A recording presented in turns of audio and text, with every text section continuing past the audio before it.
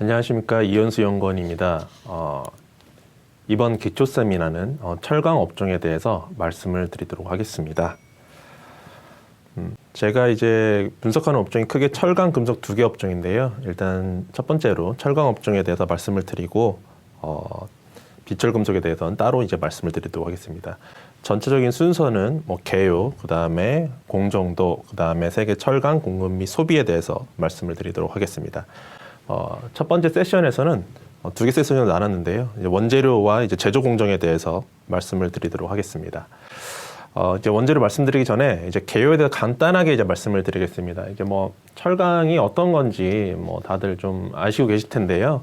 일단은 간단하게 정의를 보면 철강석이랑 이제 원료탄 그리고 이제 철 스크랩 요 세 개가 이제 주요 원재료인데 요것들을 써 있습니다. 재련, 정련, 용에 막 써 있는데 어쨌거나 무슨 얘기냐면은 원재료 가지고 철강을 만드는 게 철강 산업이다라고 보시면 되시고, 이제 전방 산업은 건설, 자동차, 조선, 전자 등 전체적인 국내 이제 주요 산업에 이제 사용되고 있습니다. 그렇기 때문에 이제 전방 산업, 후방 산업 할 거 없이 전부 다 영향을 많이 미칩니다. 아래쪽에 보시는 차트는 대략적으로 철강 산업이 어느 정도의 국내에서 영향을 미치는가, 가뭉도 개수, 영향력 개수라고 써 있긴 한데 전체로 이제 그냥 간단히 보시면 전방 산업에 미치는 효과, 그 다음에 후방 산업에 미치는 효과라고 보시면 됩니다. 물론 이제 두 개수 다 2014년 이후로 좀 떨어지긴 했습니다. 결국은 이제 철강 산업이 전방 산업이랑 후방 산업에 미치는 영향 자체가 조금 2010년대 초반 대비해서 좀 약화되긴 했지만 여전히 전체 이제 산업 평균인 1보다는 위에 있기 때문에 산업 전반에 미치는 영향이 여전히 크다라고 이제 말씀을 드릴 수 있을 것 같습니다. 제조 공정을 간단하게 표로 나타낸 겁니다. 그래서 이제 요거를 4개로 굳이 구분을 하면 첫 번째는 이제 원재료 조달, 그 다음에는 이제 제선 및 제강, 그 다음에는 이제 반제품이랑 제품 생산하는 거, 그 다음에는 이제 수출이랑 이제 소비로 이루어진다. 그래서 요 표는 계속 나올 거니까요. 이제 참고를 하시면 될 것 같습니다. 네, 그러면 첫 번째 원재료인 철강석에 대해서 간단히 좀 말씀을 드리겠습니다. 철강석 같은 경우에는 말 그대로 이제 철을 함유하고 있는 돌덩어리다라고 놓고 보시면 됩니다. 이제 광석이다 보시면 되고, 이 철강석을 가장 많이 수출하는 지역은 2018년도 기준으로 호주에서 53%, 브라질에서 24%.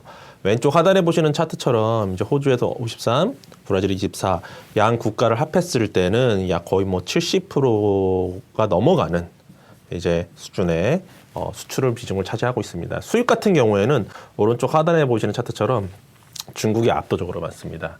그래서 공급에서는 가장 큰 영향을 미치는 국가가 호주와 브라질, 수입에서는 중국이다라고 보시면 됩니다. 참고로 우리나라 같은 경우에는 작년 기준으로 전체 철강석에서 약 76%를 호주산 철강석을 수입을 했습니다. 철강석 다음으로 이제 말씀드릴 자료는 원료탄입니다. 철강석과 함께 이제 주요 고로 원재료로 이제 분류되는 이제 석탄인데요. 석탄이 크게 종류가 이제 원료탄이 있고 연료탄이라는 게 있는데, 연료탄은 참고로 이제 발전자 회사들이 사용하는 그런 석탄이다라고 보시면 됩니다. 이 원료탄은 이제 고로에 들어가기 전에 이제 코크스로라고 하는 설비에 들어가서 코크스가 된 다음에 이제 고로에 이제 사용이 됩니다. 원료탄은 왼쪽 하단에 보시면 수출 비중이 철강석과 비슷하게 호주가 역시나 많은 비중을 차지를 하고 있습니다. 그런 다음에 이제 북미 지역에 미국과 캐나다가 이제 많이 수출을 하고 있다 보시면 됩니다. 수입은 오른쪽 하단에 보시면은 중국이 22%, 인도 17%, 일본 14% 이렇게 수입을 하고 있습니다.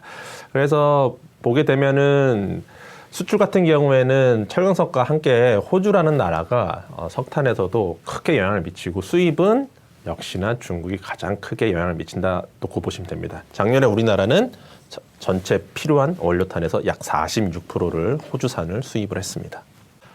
세 번째 주요 원재료는 철 스크랩입니다. 흔히 이제 저희가 이제 고철이라고 부르죠. 그래서 좀 길 가다 보시면은 이제 고철상들 많이 보실 겁니다. 이제 그 고철상들에서 이제 보시는 그 고철이라고 보시면 됩니다. 그래서 3대 원재료 중에 하나인데, 특히나 이제 전기로 제조 공정 뒤에서 말씀드릴 텐데요. 이제 전기로 공정에 쓰이는 게 이제 철 스크랩이다 보시면 됩니다.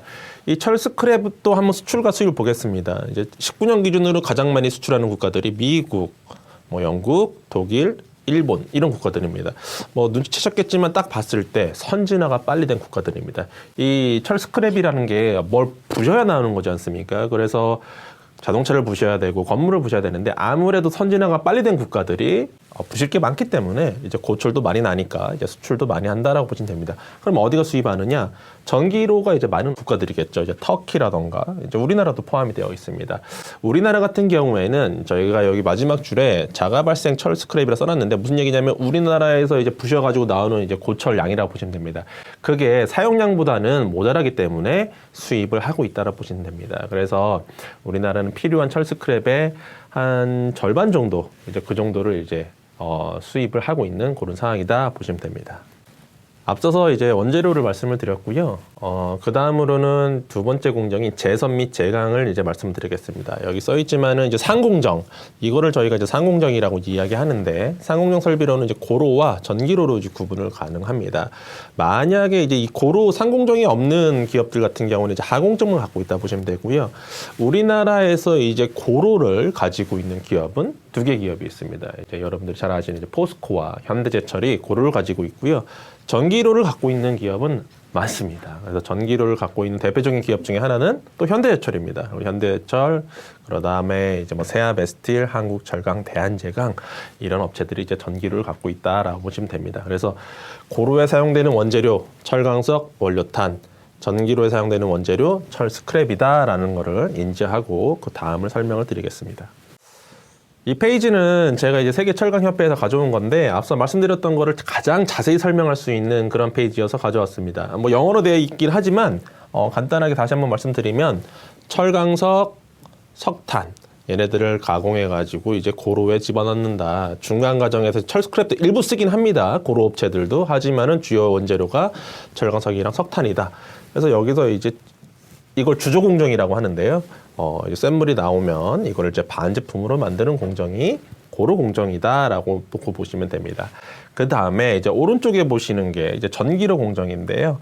전기로 같은 경우는 주요 원재료가 앞서 말씀드린 바와 같이 이제 철 스크랩이다 놓고 보시면 됩니다. 그래서 철 스크랩을 전기로에 집어 넣어가지고 이걸 녹여가지고 쇳물을 만드는 겁니다. 그래서 어쨌거나 제가 이제 항상 드리는 말씀이 가끔 이제 그런 오해를 하신 분들이 계세요. 이제 고로에서는 우리나라 업체들 같은 경우에는 주로 이제 판재료를 생산을 합니다. 그래서 포스코나 현대제철은 이제 판재료 같은 경우에 고로에서 생산을 하고 뒤에서 말씀드릴 이제 보용강 같은 경우는 전기로에서 만들기 때문에 판재료는 고로에서만 만드는구나, 보용강류는 전기로에서 만드는구나 이렇게 오해하시는 분들도 있는데 지금 이거 보시면 어쨌거나 고로나 전기로나 쇳물 나오는 건 똑같습니다. 그래서 여기서 하공정을 어떻게 만드느냐 그걸 판단하는 건데 우리나라 기업들 같은 경우에는 고로에서 판재료를 만드는 공정을 선택을 했다라고 놓고 보시면 됩니다.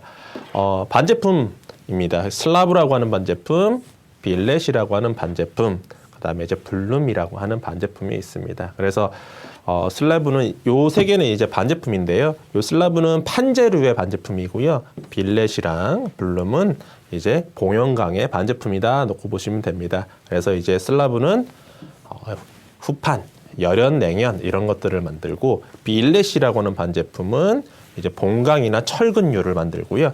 블룸이라고 하는 반제품은 형강류나 이제 레일류를 만듭니다.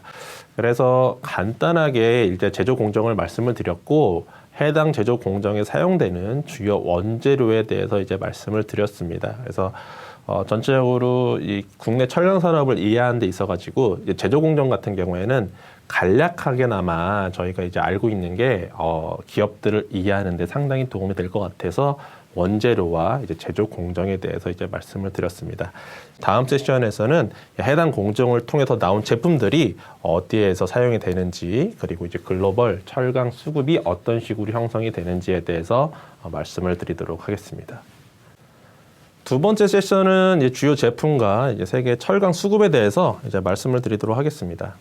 앞서서 이제 말씀드렸던 건데 앞서서 이제 말씀드린 내용들은 이제 원재료와 상공정에 대해서 말씀을 드렸고 간단하게 이제 반제품과 이제 그 반제품을 만든 제품 말씀드렸습니다. 그래서 이런 과정을 통해서 제품이 만들어진다라는 거를 다시 한번 말씀을 드리고요. 자세한 제품에 대해서 한번 알아보도록 하겠습니다. 봉형강류입니다. 봉형강류 말 그대로 길다. 그래서 뭐 영어 같은 경우 롱 프로덕트라고 저희가 많이 이야기하는데 길게 생겼습니다. 전부 다.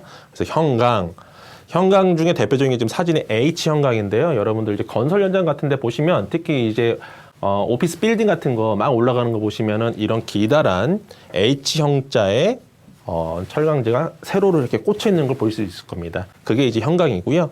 형강 중에 대표적인 게 H형강이다. 그 다음에 이제 봉강이라고 하는 기다란 가운데가 막혀 있는 제품이 있고, 그 다음에는 이거는 많이 보셨을 겁니다. 철근. 철근 같은 경우에는 이제 아파트를 짓는다던가 이런 현장에서 많이 사용이 되는 겁니다. 그 다음에는 선재라고 하는 게 있는데요. 선재는 돌돌돌돌돌 얇은 선이 이렇게 말려 있는 겁니다. 그래서 요거를 나중에 사용할 때는 당연히 풀어서 이제 사용을 하죠.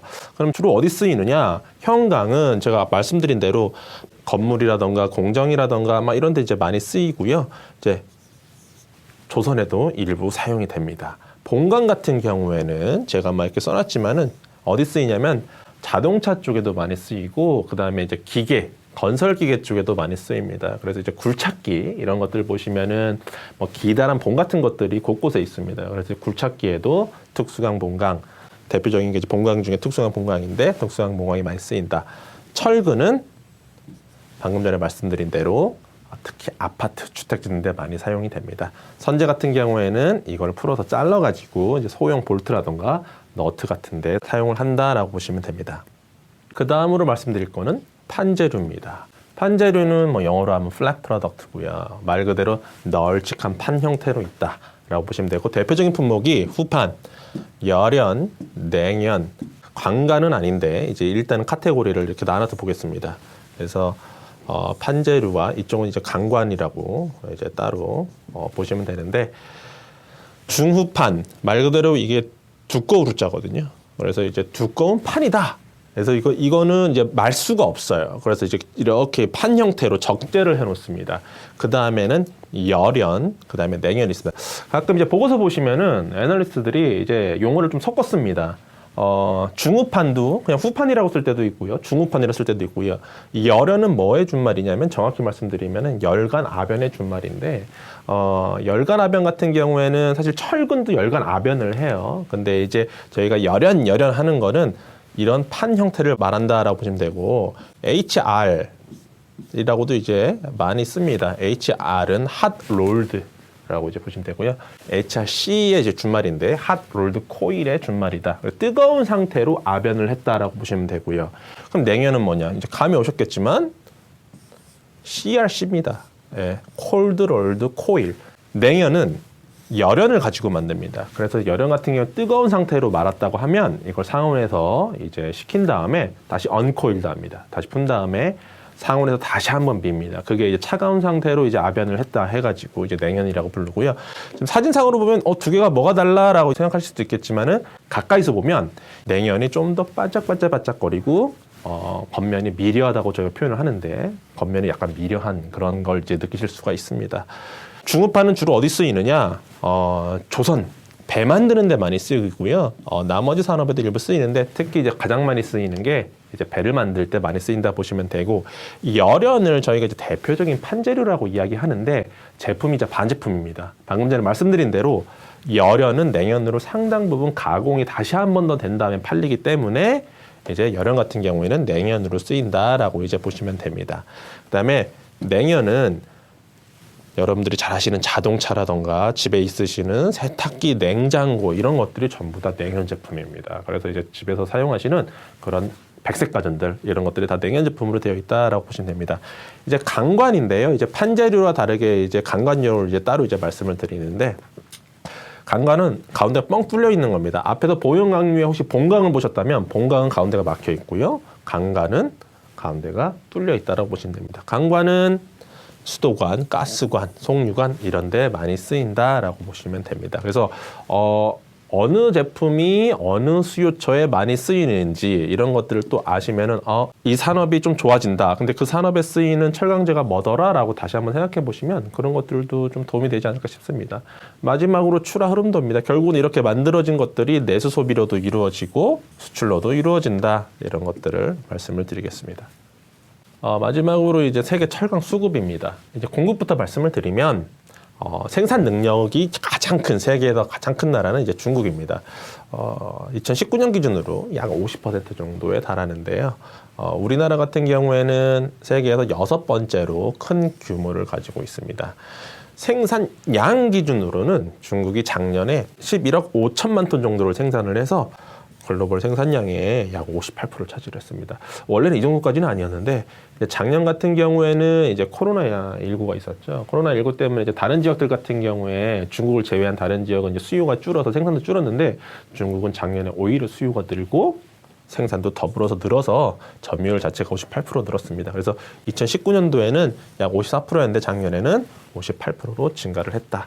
방금 전에 말씀드린 데 같이 코비드 영향이 중국을 제외한 다른 지역들에 대한 생산을 줄였다라고 보시면 될 것 같습니다.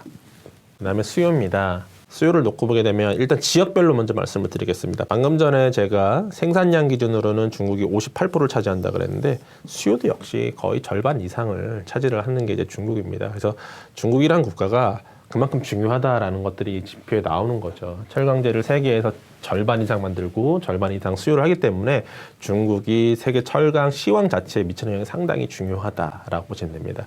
그래서 철강 자료들 보면은 사실 한국 이야기보다는 중국 이야기들이 대부분이에요. 그럴 수밖에 없는 게 중국이 한국에 미치는 영향이 크기 때문에 그렇습니다. 산업별로 놓고 보게 되면은 이제 건설, 인프라를 포함한 건설 부분이 수요를 약 50% 이상 차지합니다. 그래서 건설업이 저희 철강에서는 되게 중요합니다. 수요 산업 중에서. 그 다음에는 이제 기계, 건설 기계 쪽이 이제 중요하고, 그 다음에는 이제 자동차라던가 이쪽이 중요합니다. 그래서 처음에 말씀드린 바와 같이 이 철강제라고 한 제품은 산업 전반에 사용이 됩니다. 그래서 이제 뭐 건설, 기계, 뭐 자동차에 사용이 되기 때문에 경기와 상당히 밀접한 그런 산업이다라는 것들을 다시 한번 말씀을 드립니다. 요거는 이제 그럼 철강 산업 분석을 대체 어디부터 시작을 해야 되는가, 이제 그런 걸 봤을 때는 제가 방금 전에 말씀드린 대로 중국부터 봐야 됩니다. 중국이란 나라가 아무래도 우리나라 철강 산업에 미치는 영향이 워낙 크다 보니까 뭐 비단 우리나라뿐만 아니고 중국이란 나라가 글로벌 철강 시장에 미치는 영향이 상당히 큽니다. 그래서 중국이란 나라가 어떤 정책을 펼치는지, 어떤 수급 상황인 건지 이런 것들을 먼저 파악을 하셔야 그 다음에 이제 기업을 보시는 게 맞지 않을까 생각을 하고 있습니다. 보시는 차트는 중국 내수 열연 가격입니다. 그래서 이 진한 파란색이 이제 2002년 이후에 중국 내수 HR 가격이라 보시면 되고요. 요 옅은 파란색이 이제 포스코 월 평균 주가입니다. 아무래도 이제 철강업을 대표하는 국내 기업이 포스코다 보니까 이제 같이 한번 차트를 그려봤습니다. 뭐 어떻게 느끼실지 모르겠지만 시기는 약간은 차이가 있을 수 있지만 상당히 유사한 흐름으로 좀 간다라는 걸 보실 수 있을 겁니다. 물론 이 가격뿐만 아니고 제가 제목에다 써놨지만 혹시나 이 차트만 놓고 봤을 때 오해하실 분이 있어요. 아, 가격만 오르면 무조건 좋나? 라고 이제 그렇게 생각하실 분이 있기 때문에 제가 여기 제목을 써놨는데, 소제목을. 제품 가격도 중요하지만 수익성을 나타내는 거는 결국은 이 제품 가격이랑 앞서 말씀드렸던 철강석 원료탄, 이 원재료의 간의 스프레드도 되게 중요합니다.